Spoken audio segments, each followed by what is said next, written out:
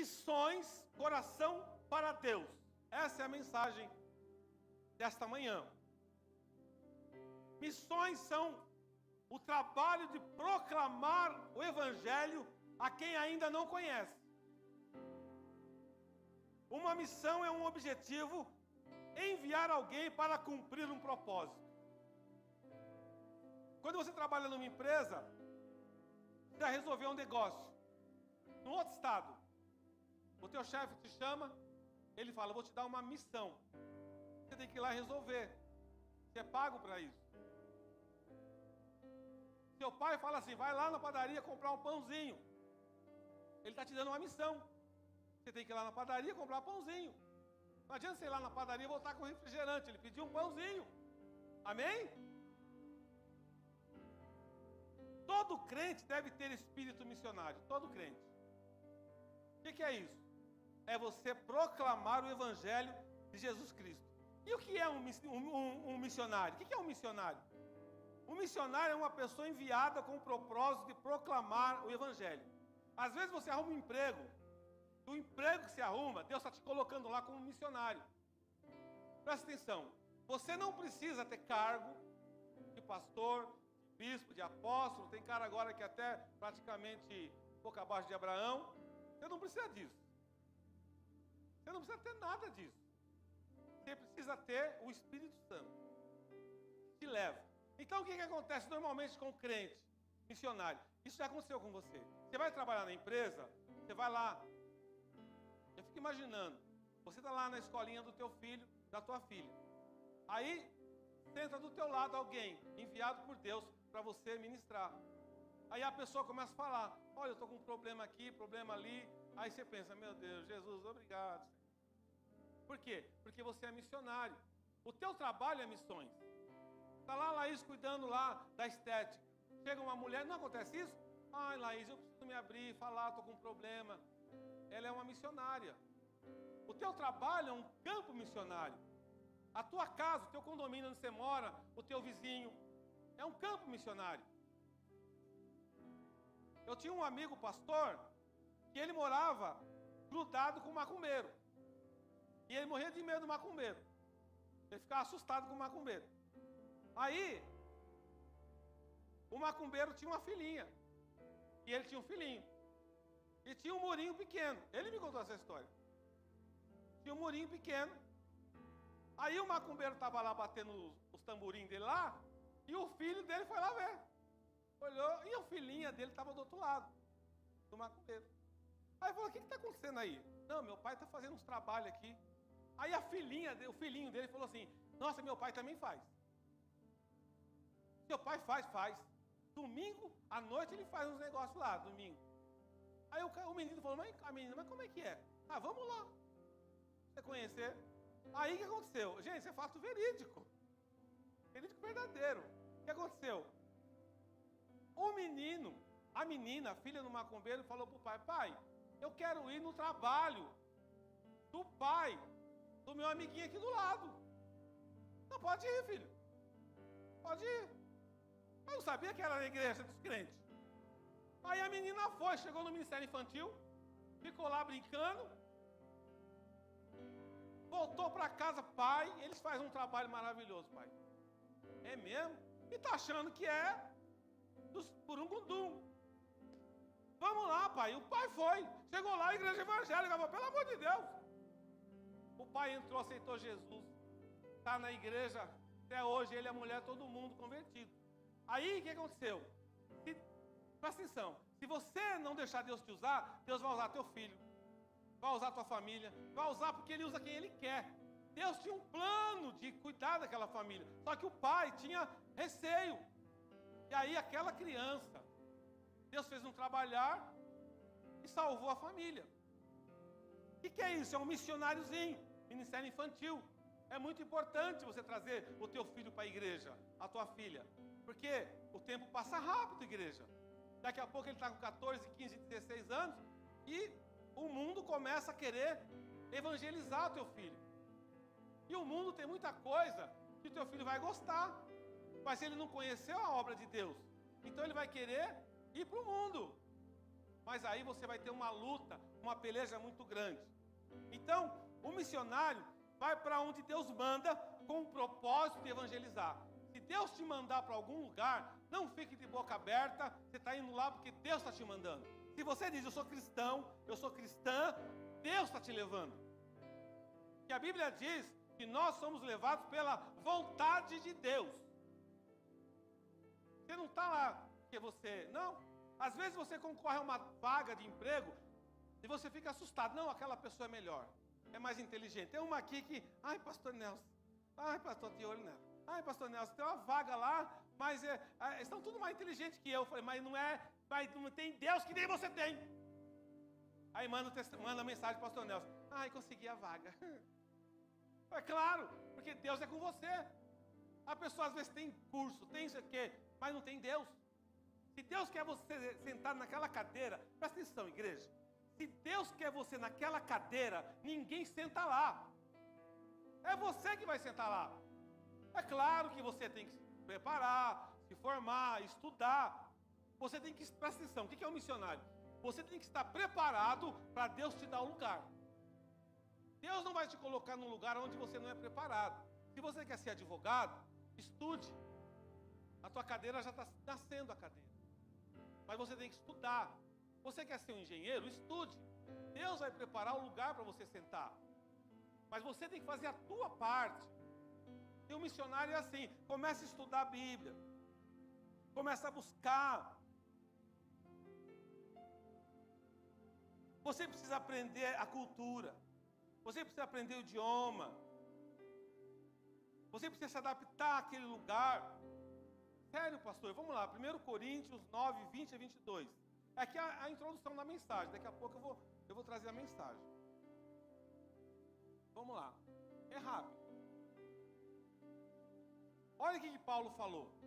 Tornei-me judeu para os judeus, a fim de ganhar os judeus, para os que estão debaixo da lei.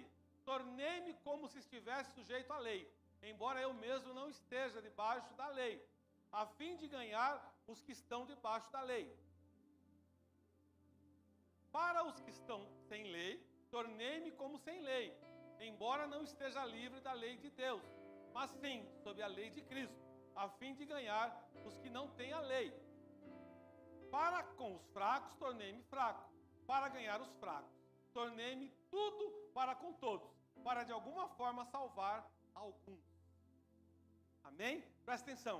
Não seja um religioso. O que é o religioso? O religioso, ele quer que você se enquadre na vontade dele. Então, por exemplo, eu estava na academia, porque onde eu vou, eu prego. Eu prego. Aí eu falei para o rapaz, você vai voltar para a igreja ou não vai? Ele falou para mim, eu não vou mais, pastor. Sabe por quê? Eu fui na casa do meu pastor e eu vi rolha de vinho. O que tem a ver uma coisa com a outra? Não, ele toma vinho, então eu acho que pode. Eu falei, você está querendo arranjar desculpa. O que acontece? Tem pessoas que vai começar, por que eu estou falando isso? Ela começa a procurar problemas para não adorar a Deus. Então, o que eu acabei de falar? Tem alguém perfeito? Não. Então, preste atenção. O Paulo falou que ele se fez fraco para ganhar os fracos. Ele fez sem lei para ganhar os sem lei. E ele fez com lei para ganhar os com lei. O que Paulo quer? Ganhar alguns. Então você não pode ir na casa da pessoa porque tem uma santinha lá, ou porque tem um sequinho lá. Não, você não vai falar nada. Você só vai falar do amor de Cristo. Porque quem faz a obra é o Espírito Santo. Você é enviado por Deus para trabalhar a palavra de Deus. A pessoa bebe cerveja, deixa beber, irmão. Ela tem que vir para a obra, para a igreja, do jeito que ela está. Você não queira limpar a pessoa, não, eu vou limpar ela para ela ir. Não, você também não está limpo. Você acha que debaixo do céu tem alguém 100% limpo?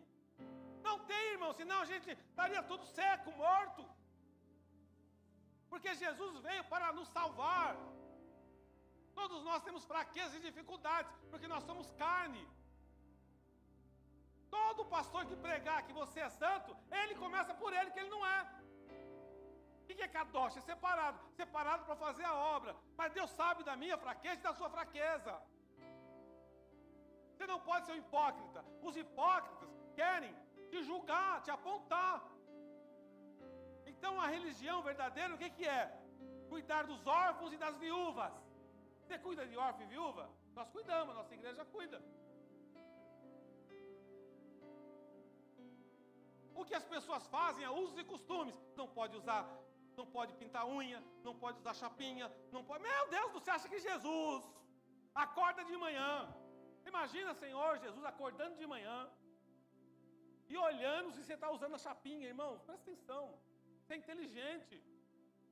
Você acha que Jesus está preocupado se você está pintando a unha da mão? Esmalte. Tem gente que fala disso, mas a língua é maior que o horizonte. Fofoqueiro.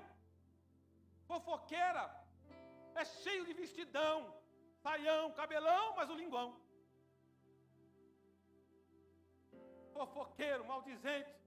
O que adianta isso, irmãos? Olha, eu vi a irmã Márcia vir com a roupa. Vai te catar.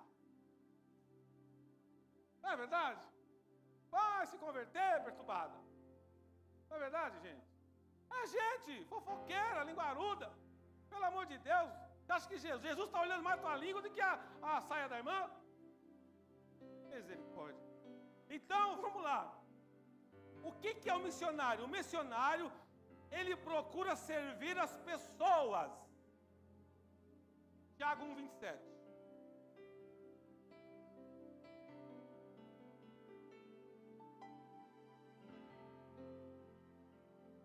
Presta atenção. A pessoa fala que é religiosa, é evangélico. Hoje evangélico virou moda. Evangélico. A religião que Deus, o nosso Pai, aceita como pura e imaculada é esta: cuidar dos órfãos e das viúvas em suas dificuldades e não se deixar corromper pelo mundo. Essa é a religião. Religião que Jesus fala, ó, quer ser religioso? Quantos órfãos você cuidou esse mês? Quantas viúvas você ajudou? Você que é do Ministério Semear, você está ajudando. Lá no Paquistão tem muita viúva lá, um monte de órfão. Então, o que é um missionário? Um missionário é um apóstolo. Hoje as pessoas usam o termo apóstolo. Eu não concordo com esse termo, porque apóstolo bom é apóstolo morto. Já morreu. Não existe mais apóstolo na terra. Não existe mais. Existem pessoas que eu sou apóstolo.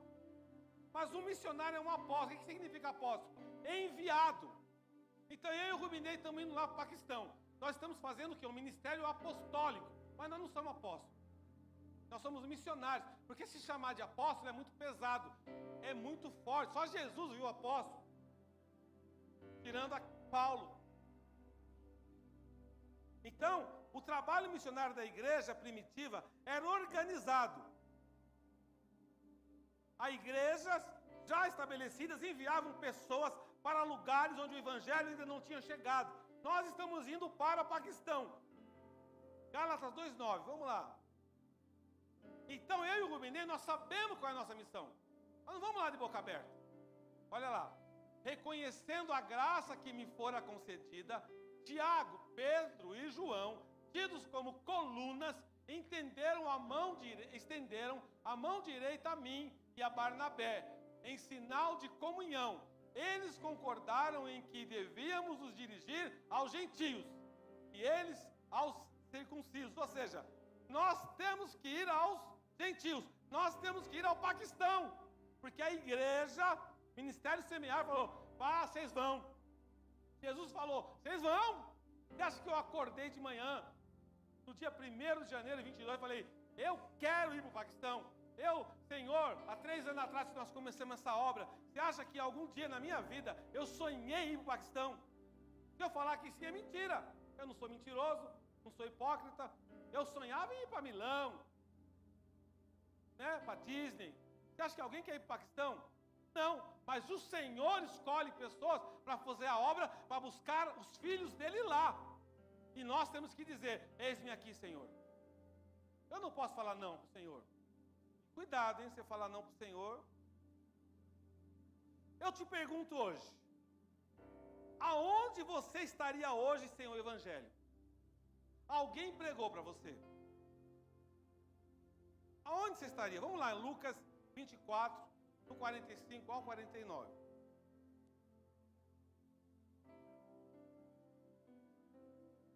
E depois nós vamos ler 1 Coríntios 9, 13 e 14. Primeiro aqui. Então lhes abriu o entendimento para que pudessem compreender as Escrituras. E lhes disse: está escrito que o Cristo haveria de sofrer e ressuscitar dos mortos no terceiro dia. E que em seu nome seria pregado o arrependimento para perdão de pecados a todas as nações, começando por Jerusalém. Vocês são testemunhas destas coisas. Eu e você estamos nesses versículos de Lucas. Porque Deus veio para a nossa nação, para o Brasil, e nos salvou. Por quê? Porque teve alguém que financiou a obra.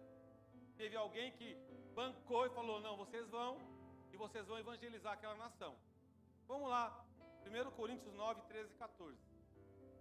Você precisa ter um coração para Deus. Vocês não sabem que aqueles que trabalham no templo alimentam-se das coisas do templo, e que os que servem diante do altar participam do que é oferecido no altar? Da mesma forma, o Senhor ordenou àqueles que pregam o Evangelho que vivam do Evangelho. O que significa isso? O pastor Nelson trabalha, eu tenho meu trabalho. Eu não vivo do Evangelho, mas muitos viviam e vivem do Evangelho. Mas da mesma maneira, você, nós temos que financiar a obra de Deus. Porque a obra de Deus, ela funciona da seguinte maneira: tem aquele que ora, tem aquele que é coluna financeira da igreja e tem aquele que vai. Então nós vamos para o Paquistão, mas nós vamos ter pessoas orando, pessoas que ofertam e dizimam na igreja para a gente ir. E nós que vamos lá. Aí eu te pergunto, você quer ir? Pastor, eu quero ir. Então vamos. Depois que o pastor voltar, a gente arruma um visto para você e você vai. Mas o seu chamado é ofertar. Você vai ter o mesmo galardão do que o pastor que vai. Cada um tem que ficar onde foi chamado. Se o seu chamado é orar: pastor, eu não consigo ajudar com R$1.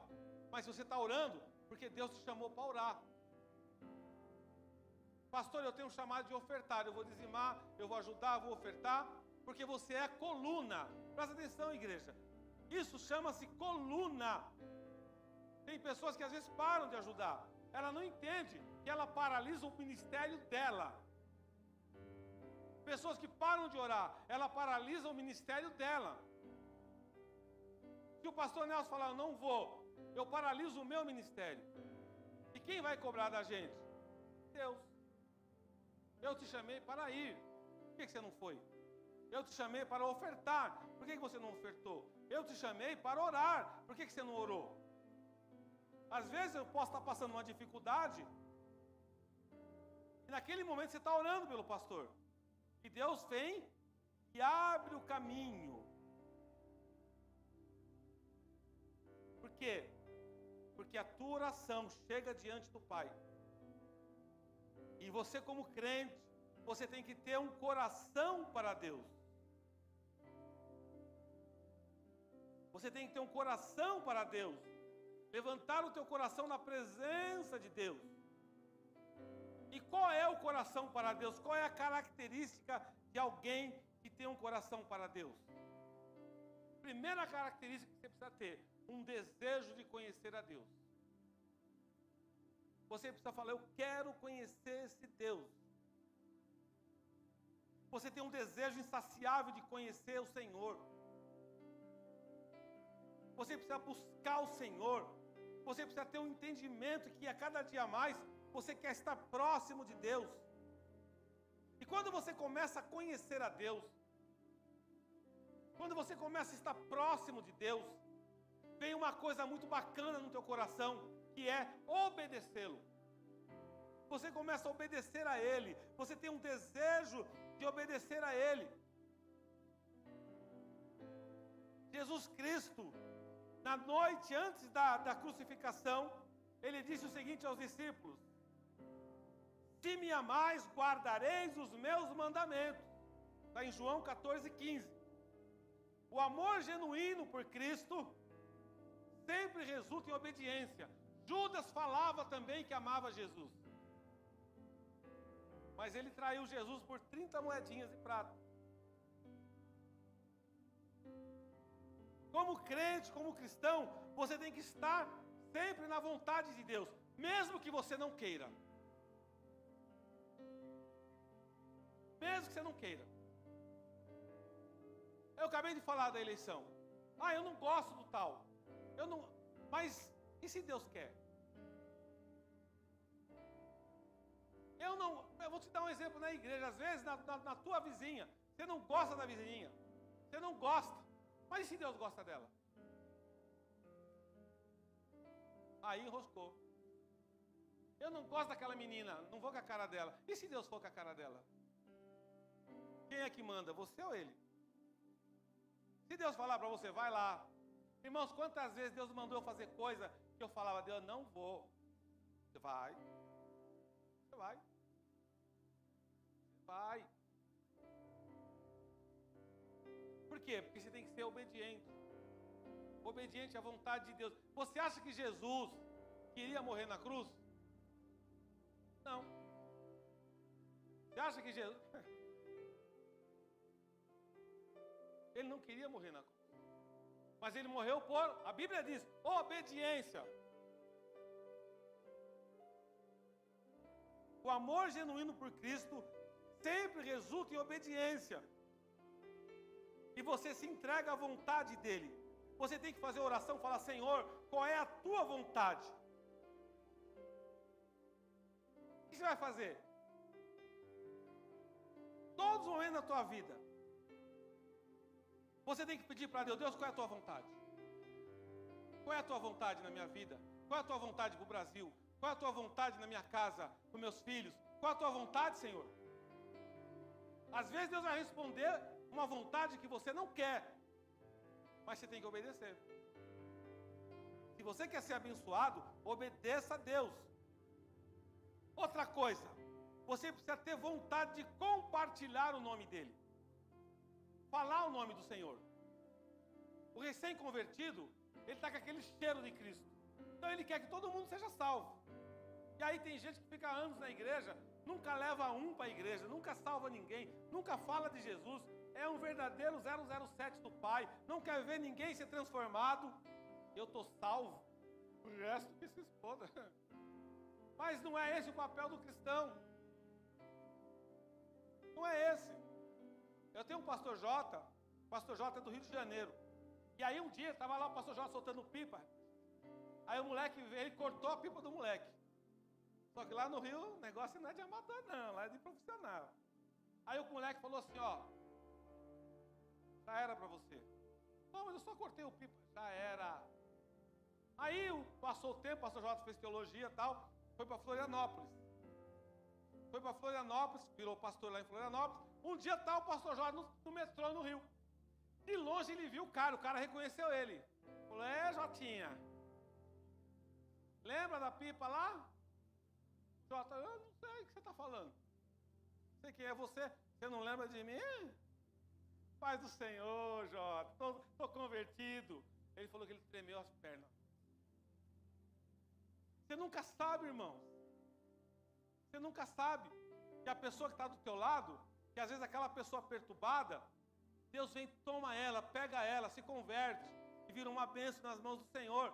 Porque você precisa compartilhar, ide por todo mundo e pregar o evangelho a toda criatura. Deus está falando aqui, ide por todo mundo e pregar o evangelho para todo cara do CrossFit? Não. Pregar para o pessoal loiro? Não. Pregar para o italiano? Só Picelli aqui? Não. Pregar os angolanos? Só a Débora? Não. Pregar para toda criatura, todo mundo. Você tem que pregar, igreja. Tem que pregar. Amém? Oh, glória. Deus quer que todas as pessoas ouçam o Evangelho. Isso é ter um coração para Deus. Porque Deus, Ele quer que todos saibam da verdade. 1 Timóteo 2, 3 a 5. Rapidinho. Nós já vamos para a Santa Ceia daqui a pouco. Isso é bom e agradável perante Deus, nosso Salvador, que deseja que todos os homens sejam salvos, cheguem ao conhecimento da verdade. Pois há um só Deus, um só mediador entre Deus e os homens, o homem Cristo Jesus. Ó, não tem jeito, só tem um que pode salvar, Jesus. Só tem um. Você pode ser devoto do que você quiser. Mas na hora do vamos ver mesmo, irmão, na hora da morte, se a pessoa tiver tempo, você pode passar a vida inteira sendo devoto com um santo, o que você quiser. Mas na hora do vamos ver, na hora do... você vai ter que chamar Jesus. Não tem outro. Você pode falar o que você quiser. Por isso que eu não ligo.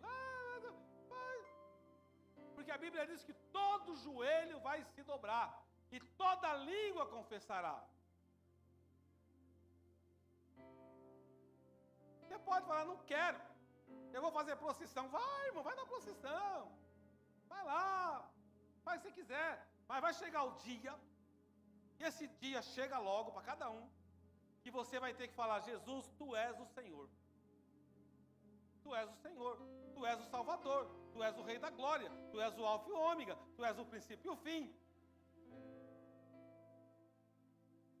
Então Deus quer que todas as pessoas ouçam o Evangelho. A partir do momento que você ouviu o Evangelho, você não é mais conhecido como o tempo da ignorância.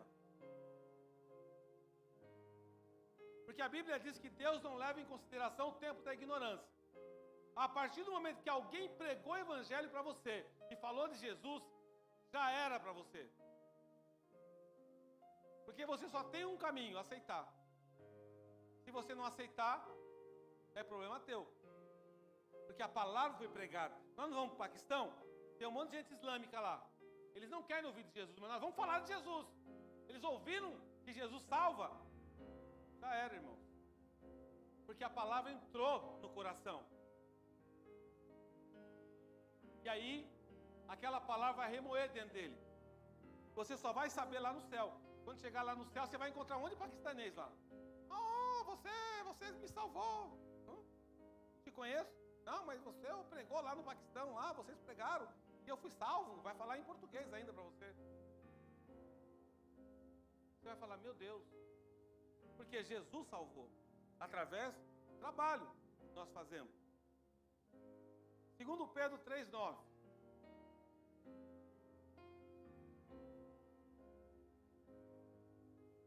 O Senhor não demora em cumprir a sua promessa, como julgam alguns.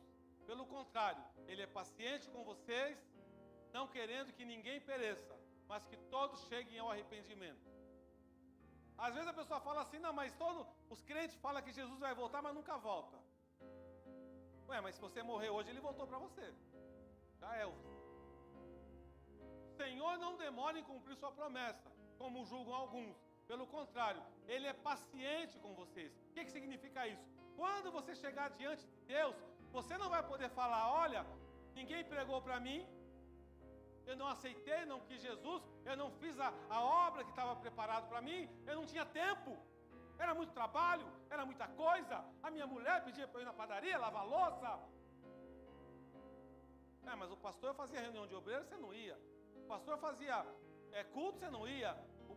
E aí você tinha que fazer missões, você não ia. Não, mas eu não tinha tempo. Ah, não tinha tempo? E agora você tem tempo? A Bíblia diz lá, ó, vai chegar um dia, porque a Bíblia diz que Ele é paciente com vocês. Irmãos, se Deus não fosse paciente com a gente está atorrado. Ele não foi paciente na época de Noé. Foi muito paciente. Noé saiu falando para todo mundo, olha, vai ter uma chuva aí, hein? O pessoal ria da cara de Noé. Não caiu uma gota d'água. Até que chegou o dia que a chuva veio, o pessoal entrou na arca e Deus fechou a porta. Você já imaginou se você estivesse lá na época? Você entrava na arca ou você ia tirar o sarro de Noé? Eu não sei. Mas, irmãos, imagina a situação. Você sabia que você ia morrer, que você ia morrer afogado. Mas Noé falou anos e anos: gente, vai chover, a arca está ali, cabe um monte de gente. É o que Deus está falando hoje. A arca pode fechar a qualquer momento. O que é a arca hoje? É o caixão. A morte é real. Porque depois que fechou o teu caixão, acabou. É a tua inundação. E as pessoas estão achando que Deus não está... Não, mas isso aí não vai acontecer mais, não. Vai, está acontecendo. Passe em frente ao cemitério. Quantas pessoas morrem e são enterradas por dia? A arca fechou. A arca fechou, igreja. E a partir do momento que fechou a arca, acabou. Não tem mais como se aceitar Jesus. Já era. Morreu. Acabou. Finito. E não tem reencarnação, reencarnação, nada disso. Hebreus 9, 27. É uma vida só, depois disso o juízo. Se você está esperando a reencarnação, cuidado, hein? Porque vai que não tem espiral um dia, outro dia não tem capa, não tem contracapa, você nunca vai ser reencarnado. Cuidado. Amém? E qual é o plano de Deus para a igreja missionária? Irmãos, presta atenção. Você pode ler todas as formas teológicas. Porque teologia não é só falar de Jesus Cristo. Teologia é você estudar também budismo, outras coisas. Jesus é o único que ofereceu a sua vida como expiação substitutiva pelos nossos pecados. Allan Kardec não ofereceu isso, Buda não ofereceu isso, ninguém ofereceu. Só Jesus falou: eu vou morrer na cruz e você vai ser salvo por isso. Só ele. Vamos lá em Lucas 24, 49. Já estou no caminho aqui.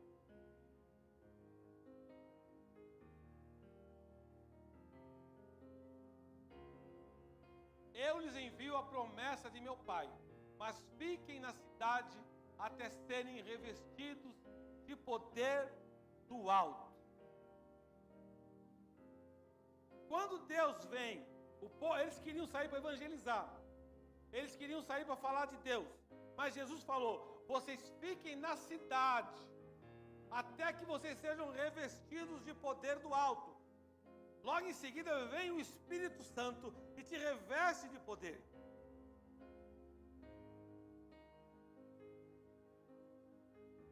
Hoje, você já tem o poder do Espírito Santo. Você já é revestido do alto. Você já tem o poder de Deus para sair, evangelizar e falar do amor de Deus. Porque Deus, Ele tem pessoas para serem salvas. Deus tem pessoas para serem chamadas para a presença dEle. E Ele espera que a igreja faça esse trabalho. Irmãos, a igreja de Jesus Cristo não é para sair dando revelação. Olha, tome chave, tome casa. Olha, irmão, você viu? Não é isso. A igreja de Jesus Cristo é para salvar almas, para ganhar almas para Jesus, é para povoar o céu.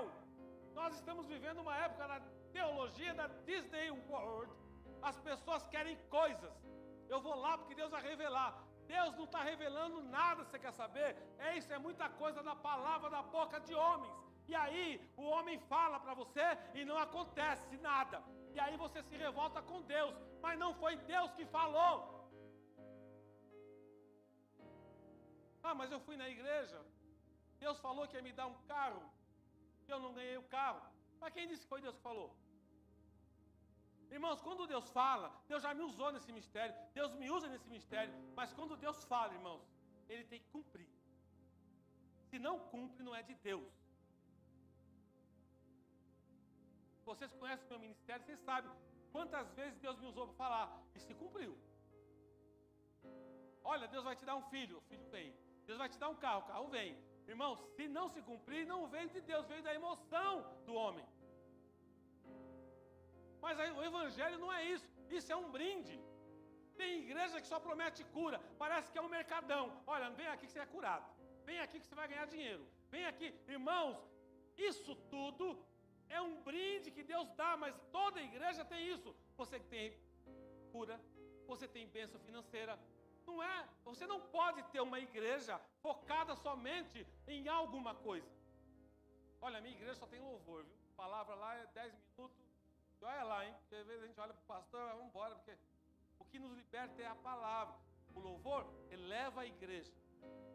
E a palavra vem como semente e fica no coração.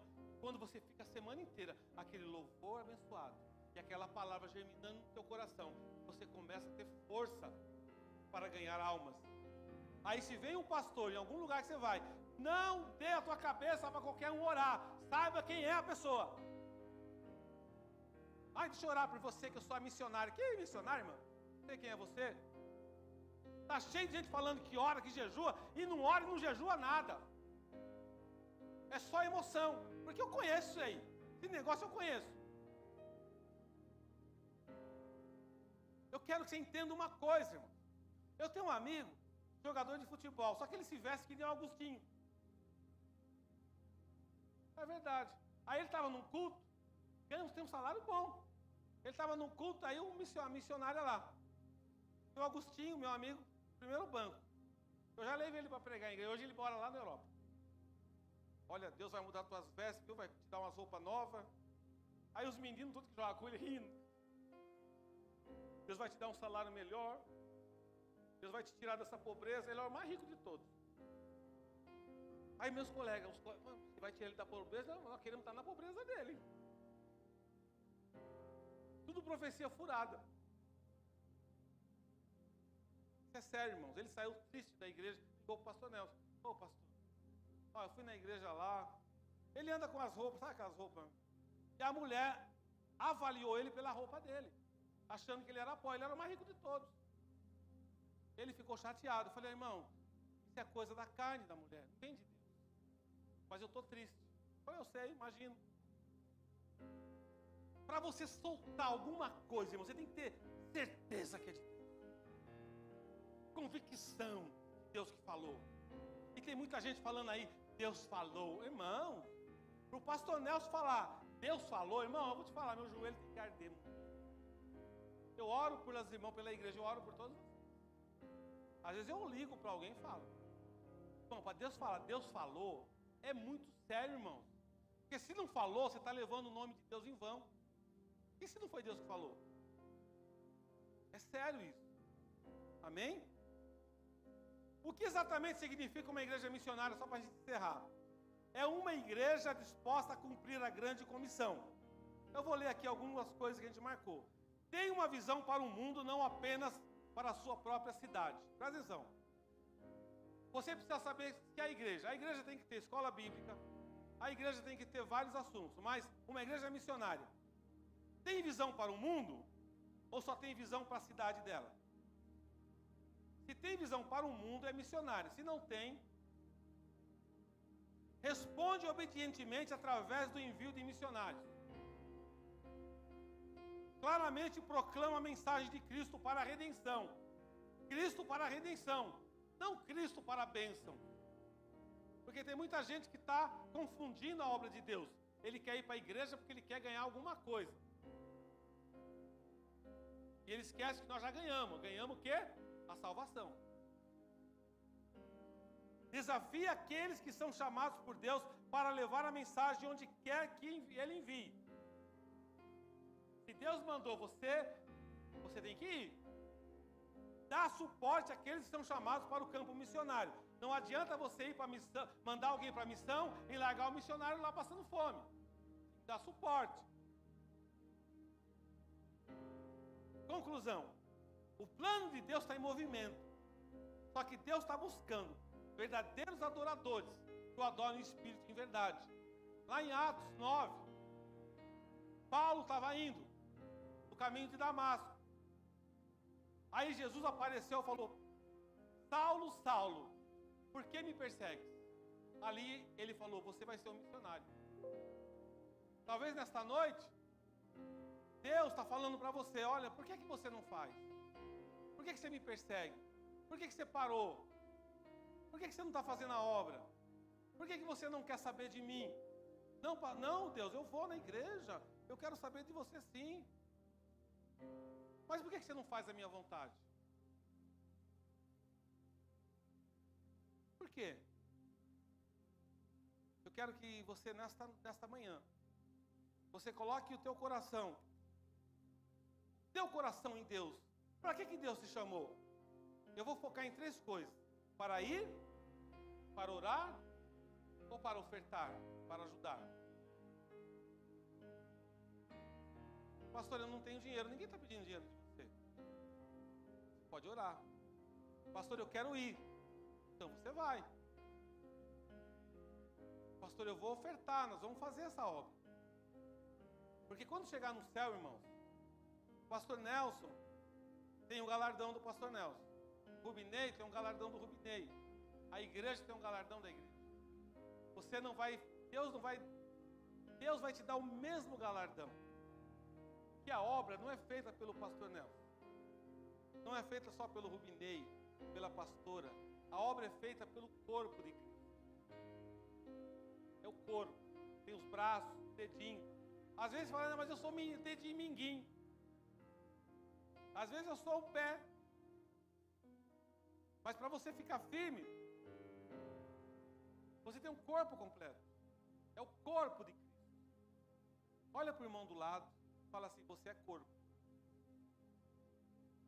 Tem o Tiago e a equipe dele, da outra igreja.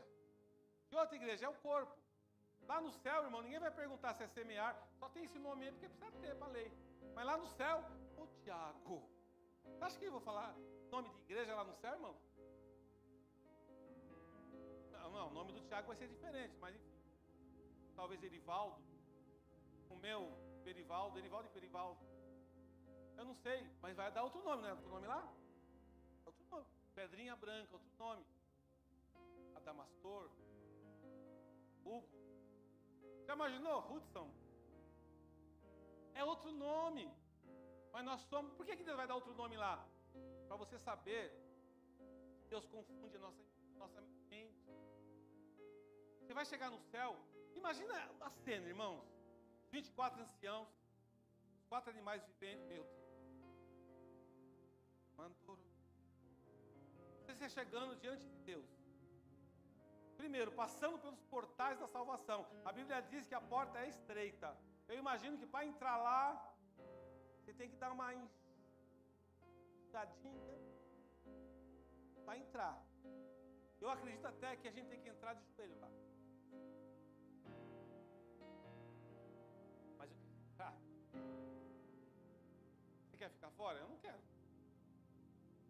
Eu quero entrar. Eu quero entrar, Senhor, na tua presença. Nada se compara à presença do Senhor.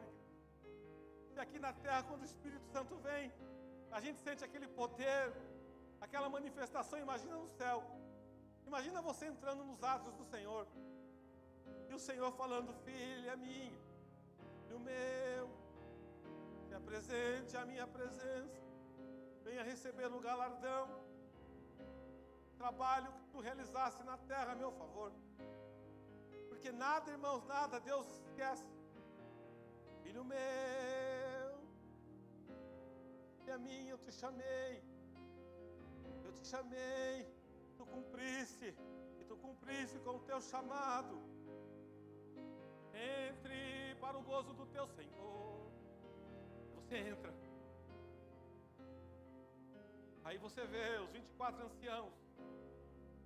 Primeiro que você não consegue nem olhar no trono de Deus. Seus olhos estão fechados. Aquela luz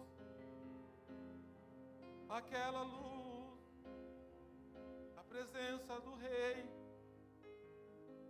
Aleluia, aleluia. Creio que você vai entrar na presença do Rei.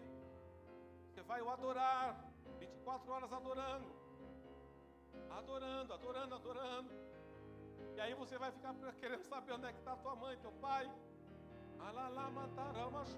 Aí vem a tua família te abraçando. Sabe aquela vizinha chata que você achava que não ia estar jeito, às vezes ela está lá dentro.